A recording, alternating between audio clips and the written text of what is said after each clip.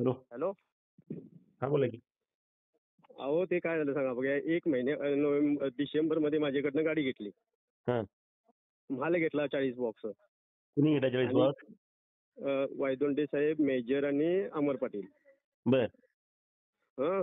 माझ्याकडनं तुझ्यावर आम्ही 1 वर्षभर केस करत नाही, काय नाही, आणि तू व्यवस्थित धंदा कर, आम्ही काय तुला अडचण आणायला देत नाही.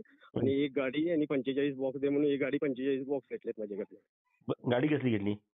ओमनी गाडी. म्हणजे तुम्ही स्वतः गाडी दिला त्यांना? माझ्याकडनं त्यांनी ब्लॅकमेल करून घेऊन गेले हो. एक गाडीने मला आणि माझा फोटो घेऊन गेले समोर बसून. बर. हा.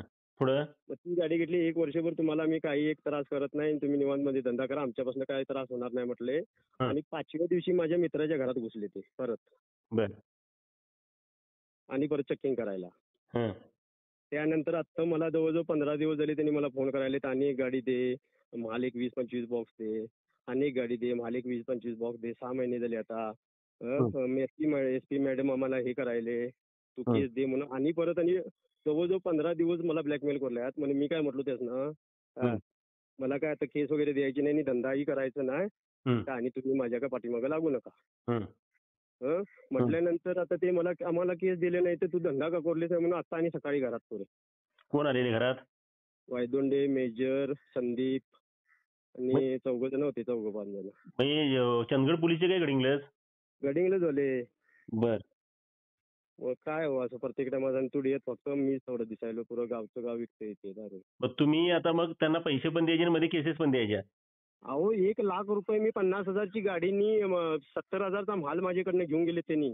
आणि हप्ता तुमचा किती असतोय? हप्ता त्यांना माझा काय नाही. आता हप्ता त्यांनी मला महिन्याला 8,000 रुपये दे म्हणून सांगितलेले वायदोंडेने. बर. मग ते मी नंतर बघूया जून महिन्यापासून देतो म्हणून सांगितलं मी तसं. हो. केस दिल्यामुळे? केस दिल्यामुळे जून महिन्यापासून देतो म्हणून सांगितलं. पण आणि जर राहून केसेस देवा कुठली केस देणार हो. 1-1 लाख रुपये, 1.5 लाख रुपये असं खर्च करून, आणि धंदा होणार 50,000चा. त्यातला गावातल्या गोरगरीबासून दिवस पाहिजे 10,000 रुपये, 5,000 मदत करू पाहिजे महिन्याला.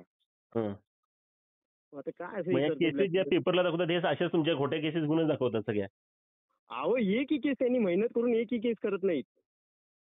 आता मी काय म्हटलो माहित आहे, जवळजवळ 10 जणांची थोड्यातली नावं सांगितलं त्यासनं धंदे करणाऱ्यांची. त्यांच्या घरी जावा आणि ती घरच चेक करा, तुम्हाला माल सापडतोय का नाही म्हटलं. ते नको त्यांना. त्यानंतर 8 दिवसाच्या मागे फोन लावलो, आमच्या कर्नाटक बाउंड्रीवर भरलेली गाडी आहे लावलेली, आणि आमच्या कर्नाटक बाउंड्रीवर भरलेली गाडी आहे लावलेली कर्नाटकवाल्यांची, या तुम्ही. म्हटलं नाही, आम्ही जरा दुसऱ्या कामात आहो म्हणून सांगितले. आणि तीच केस चंदगडवाली येऊन करून गेले.